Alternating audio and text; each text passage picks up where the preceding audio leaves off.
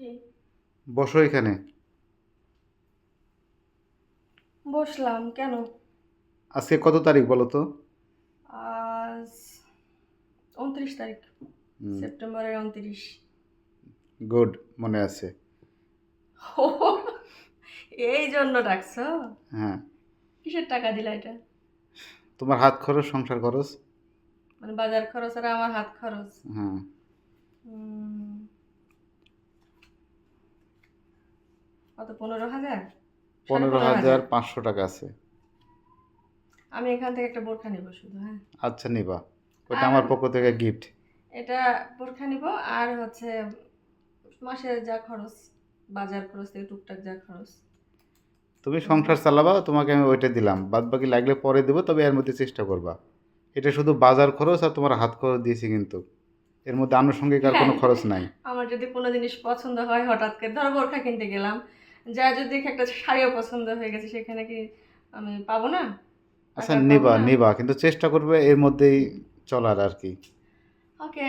কারণ কেন বলো তো?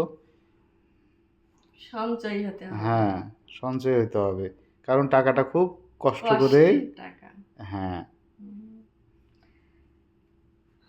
আসসালামু আলাইকুম।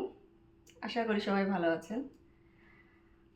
আপনারা যারা ইউটিউবে কাজ করেন, তারা সবাই জানেন যে মাসের 27, 28 অথবা 29 তারিখে তাদের পেমেন্টটা পায়। তো আপনাদের ভাইয়া যেহেতু ইউটিউবার, ও ইউটিউবে কাজ করে, তো আজকে মাসের 29 তারিখ, আজকে সে পেমেন্টটা পেল। আর পেমেন্টটা পেয়ে আমাকে এই যে টাকাটা দিল, এটা হচ্ছে আপনার সংসার খরচ, বা আমার যদি টুকটাক কোনো কিছু প্রয়োজন হয়, কেনার হয়, এই টাকাটা সে দিল। আর সবচেয়ে বড় কথা যে আপনাদের ভাইয়া অনেক বিজি মানুষ, ও বাজার ঘাট বা সাংসারিক অন্য কোনো বিষয়ে সে যে বাজার করবে বা আমি তাকে বলবো বা এটা করো সেটা করো, সে সেই সময়টা দিতে পারে না, বিধায় আমাকেই টাকাটা দেয়, আমি ম্যানেজ করি। তাই আজকে টাকাটা পেল, দিল। আর টাকা পেলে সবার মুখে হাসি আসে, তো আমার মুখেও আজকে অনেক হাসি।